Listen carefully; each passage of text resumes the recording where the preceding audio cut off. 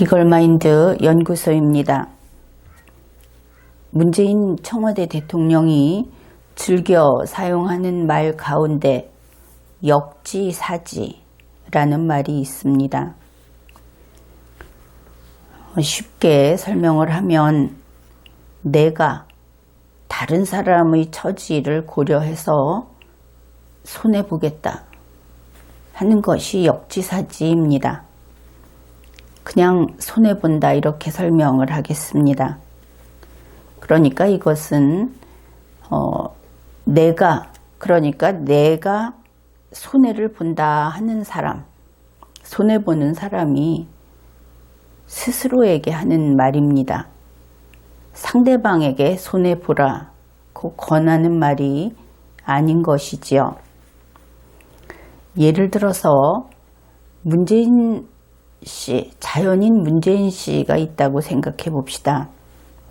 문재인 씨가 자동차를 운전하다가 횡단보도를 건너던 주부를 쳐서 사망하게 했다.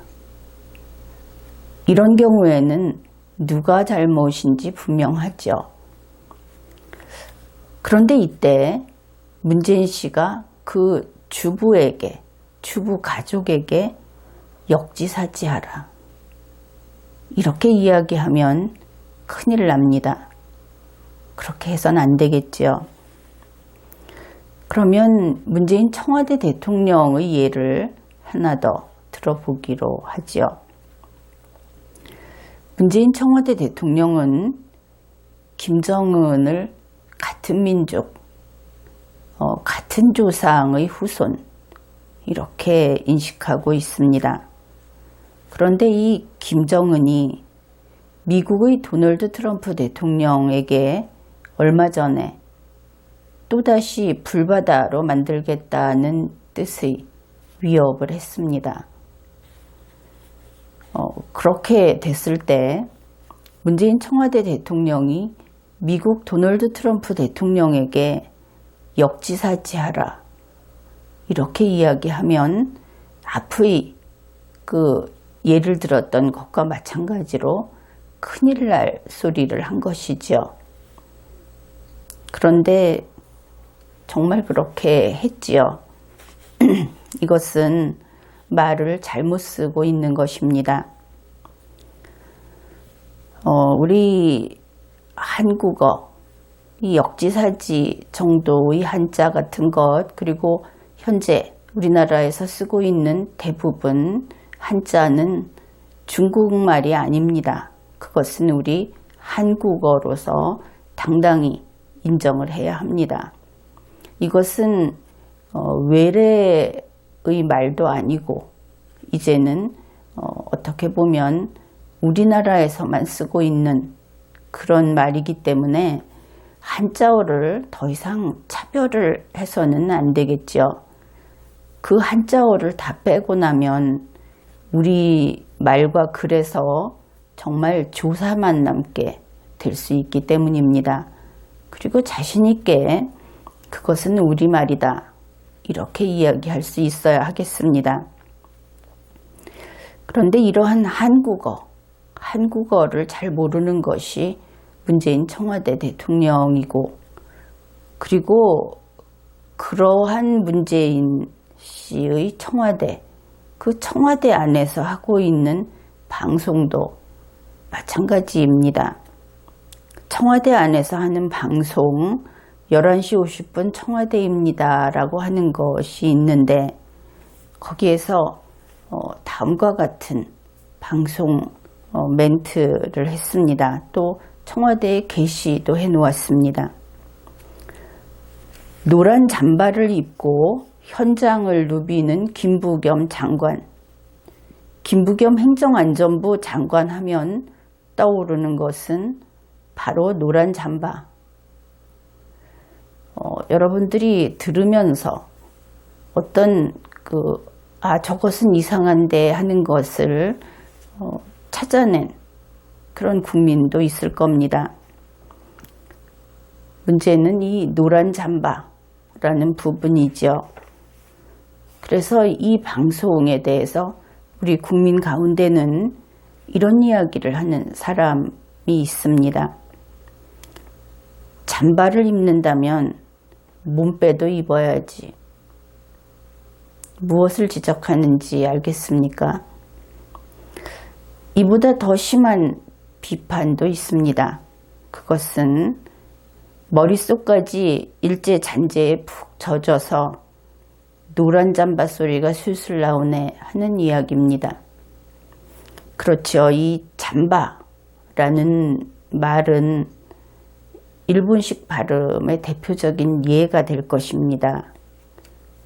그런데 우리는 물론 그런 발음을 좀 할 수도 있고 또 그런 용어를 좀 쓸 수도 있다. 이렇게 여유 있는 사람들입니다. 그런데 문제는 청와대에 있는 사람들은 벌벌 떨지 않습니까? 일제잔재. 그런데 그들의 몸에 배어 있는 것이 바로 노란 잠바라는 것이죠. 희극이 따로 없습니다.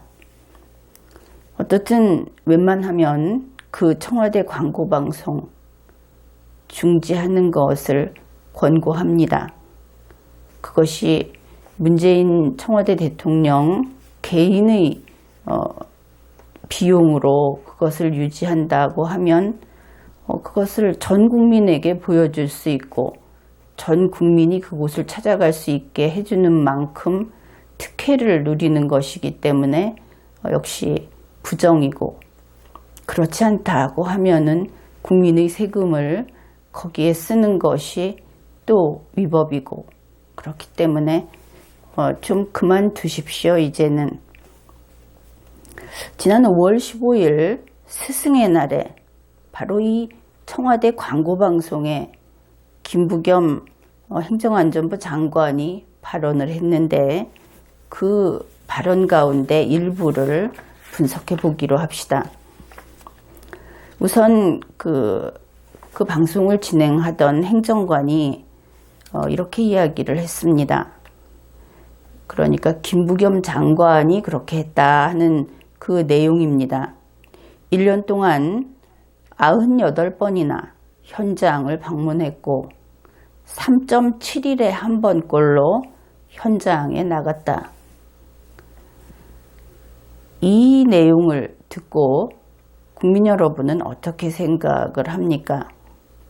참 부지런한 공무원이라는 말이 뒤따라 나올 것 같지요. 여기에서 주의해야 할 것이 있습니다. 이 현장이라고 하는 것은 그냥 국민이 생활하고 있는 곳을 찾아갔다 하는 뜻이 아닙니다. 이것은 사고 현장 또는 재난 현장을 갔다 하는 것이죠. 그래서 이 멘트만을 듣고 그러면 지금은 3.7일에 한 번꼴로 현장에 나갔는데 김부겸 장관은 앞으로 좀 더 부지런해져라. 그래서 3.7일을 1.5일에 하루꼴로 좀 앞당기고 그렇게 현장에 나가라. 이런 이야기를 하면 안 되는 것이죠. 김부겸 장관은 다음과 같은 이야기를 했습니다.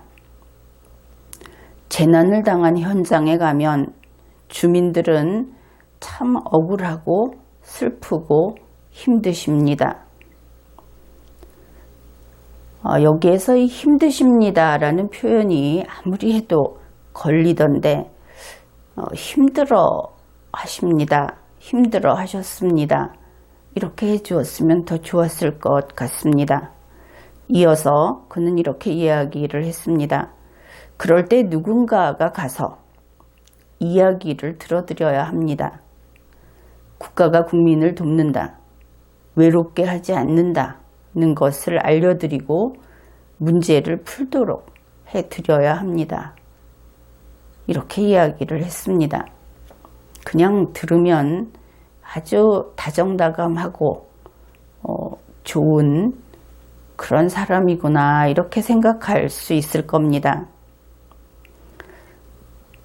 그런데 우리 국민은 김부겸 장관을 그렇게 아끼고 사랑하지 않죠.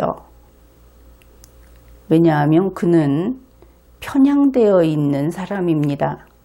김부겸 장관은 우리 국민이 예를 들어서 5.18 같은 어떤 역사적 사건에 대해서 인식이 나뉘어 있는데 자기가 5.18이라고 하는 것이 가장 중요한 역사다 하는 쪽에 서 있다는 이유로 그것을 그렇게 생각하지 않는 국민에 대해서 증오심을 표출한 바 있습니다. 바로 그것 때문에 김부겸 장관은 장관으로서 부적합한 인물이라고 할 수 있을 겁니다. 이 장관이라는 그 공무원 그 자리가 국민을 편가름하고 국민의 일정 부분을 그것이 어느 정도의 단위가 되든 상관없이 증오의 눈으로 바라보고 증오의 그 말을 하고 이렇게 되는 것은 결코 용납할 수 없는 일입니다. 자기가 어떤 것을 믿고 있고 자기의 신념이 있다고 하더라도 공직에 나올 때는 그것을 다 버리고 와야 합니다. 특정 종교의 종교인하고 동일한 그런 요구인 것이죠. 바로 그것이 공정성을 담보하는 기초이기 때문입니다. 어떻든 우리의 사랑을 받지 못하는 김부겸 장관, 그가 한 이야기를 다시 살펴보기로 합시다. 예를 들어서 그가 말하는 이 재난의 현장이 화재가 발생한 곳이다 이렇게 생각을 해봅시다. 그러면 화재가 발생해서 사람이 다치고 또 살림살이가 다 타버리고 이러한 일들이 생겼겠죠. 그런데 김부겸 장관이 가서 하는 일이 무엇인가? 그는 가서 이야기를 들어준다고 했습니다. 사람이 다쳤습니다. 그 사람은 김부겸 장관이 와서 얘기를 들어주면 아픈 것이 가실까? 그의 상처가 없어질까? 집이 타버렸는데 와서 얘기를 들어주면 같이 손잡고 울어주면 그러면 그 국민은 된 것인가? 그 일을 하는 것은 오히려 재난을 당한 국민의 가족이나 이웃이나 친척이 할 일이 아니겠습니까? 그러면 김부겸 장관은 누군가의 친척이 되기 위해서 그래서 장관이 된 것인가? 공무원이 그리고 정부의 장관이 해줄 수 있는 일, 해주는 것이 아니라 맡은 바 책임, 그것을 가서 이야기를 들어준다고 이야기하는 것은 너무나 태만한 국민을 만만히 보는 그런 태도다. 그렇게 이야기할 수 있겠습니다. 왜 김부겸 장관에 대해서 그렇게 트집을 잡느냐? 그렇게 이야기할지도 모르겠습니다.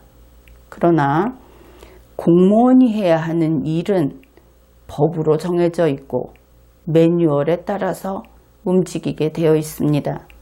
내가 이렇게 온정이 넘치게 국민에게 무엇인가를 베풀어 준다고 이야기하는 그 자체가 오만입니다.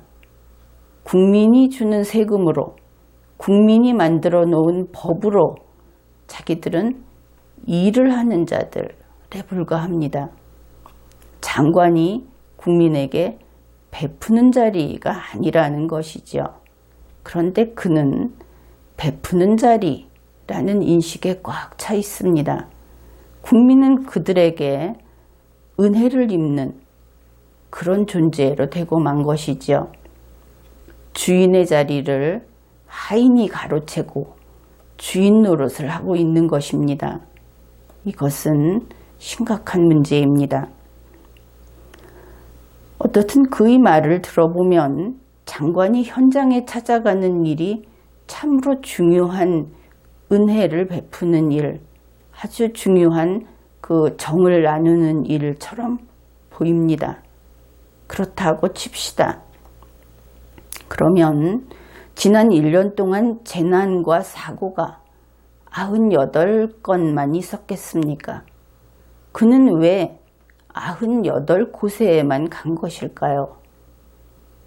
3.7일에 한 번이면 하루에 서너 번씩 하면 안 됐던 것일까? 왜냐하면 재난이나 사고는 분명히 그보다 더 여러 건 발생했습니다. 그렇기 때문이죠.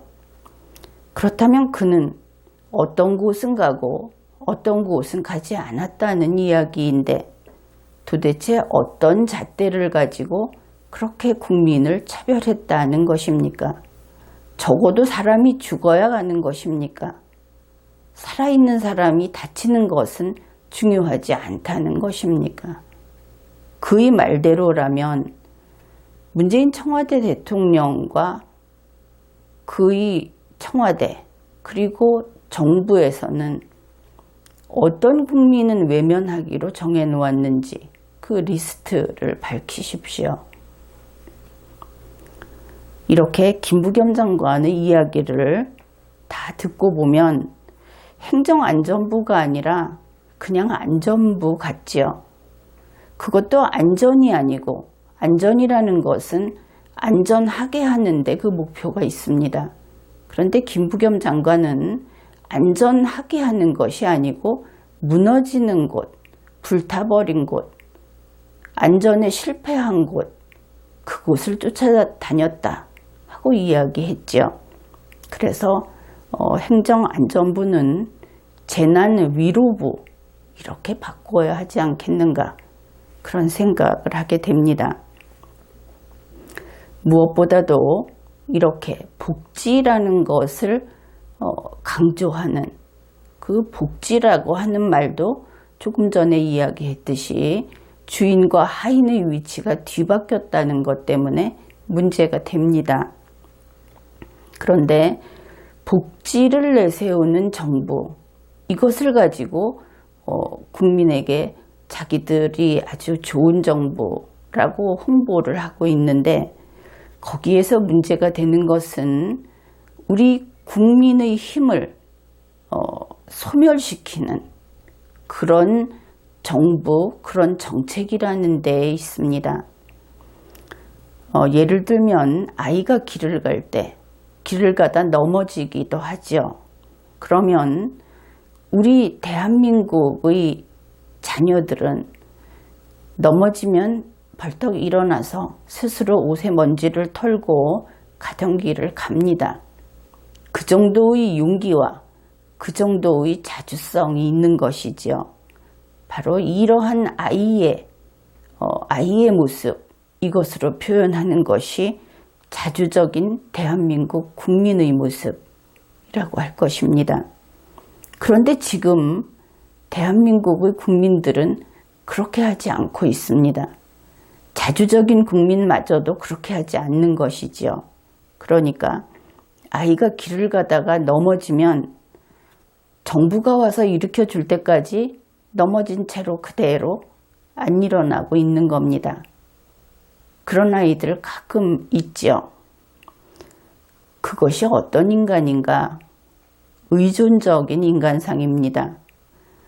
정부에 점점 의존하게 되는 것이죠. 정부는 가장 좋은 것을 주지 못합니다.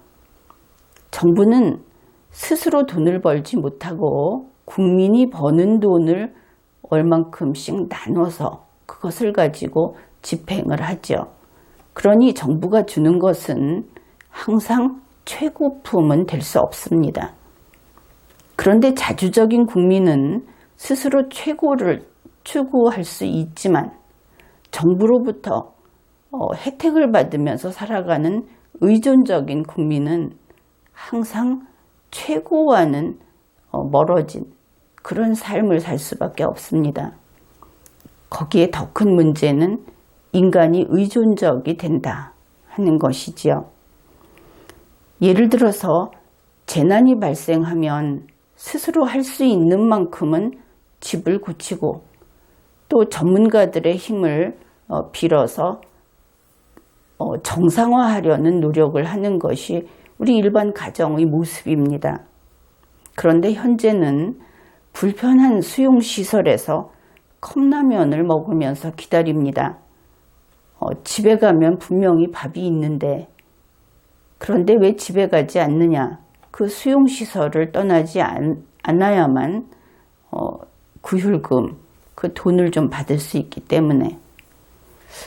그때 그 자주성 또 명예심 하는 것이 돈과 맞바꾸어지는 그런 현장인데, 정부의 정책이 이렇게 되면 국민들은 이왕 생기는 거 받는 것이 이익이다 이렇게 판단을 합니다. 국민을 나무랄 일이 아니지요. 그런데 정부가 국민을 이렇게 의존적인 인간으로 자꾸 의존적으로 살아가게 만들면 그 국가에서는 민주주의가 퇴보하고 민주주의가 사라지게 됩니다. 의존하는 자에게는 민주주의가 보장될 수 없는 것입니다. 이것은 복지정책의 그 맹점이라고 할 수 있겠죠. 그리고 선거 때 유권자들이 역시 이러한 거래를 하고 있다. 선거가 많은 것도 민주주의에는 역시 해가 됩니다.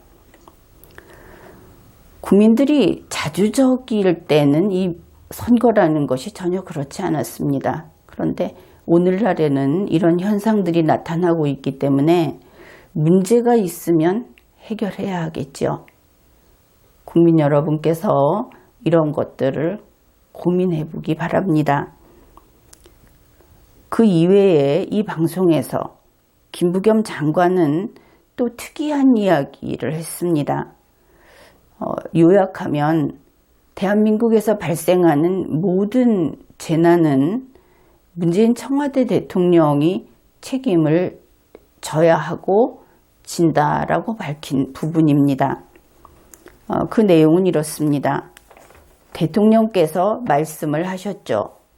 법률상 어떻게 되어 있다고 하더라도 큰 재난이 나면 국민들은 그 최종 책임이 청와대와 대통령에 있다고 당연히 생각하신다라고요. 그래서 법률상 어떻게 되어 있더라도 이 말은 중요합니다. 문재인 청와대 대통령은 변호사가 직업이고, 그러니까 이런 이야기가 얼마나 중요한가 하는 것은 알고 있을 겁니다. 김부겸 장관이 이렇게 이야기를 했으니까. 그래서 법적으로 대통령이나 청와대가 책임지도록 되어 있지 않는 것, 그것은 이제 상관이 없습니다. 큰 재난이라고 하는 이 크다는 것은 물론 상대적 개념이기는 한데, 그것이 큰 재난이라고 국민들이 인정만 해주게 되면 그것은 청와대와 대통령이 책임을 진다 하는 것입니다. 법으로 정해놓은 이만큼의 보상, 이것을 떠나서 문재인 청와대 대통령과 청와대에 요구해서 오케이 하면 국민들은 그 책임을 지도록 하고 거기에 대한 대책을, 그 해결책을 받을 수 있게, 그 혜택을 받을 수 있게 되어 있다. 아주 중요한 이야기이죠. 어떻든 재난 이야기를 했기 때문에 재난에 대해서 김부겸 장관은 책임진다고 하지 않았습니다. 단지 김부겸 장관은 문재인 청와대 대통령과 청와대가 책임진다. 법이 없어도 책임진다. 이런 이야기인 것이죠. 그러니 큰 재난의 피해를 본 국민이라면 이제는 청와대의 문을 두드리면 될 것입니다.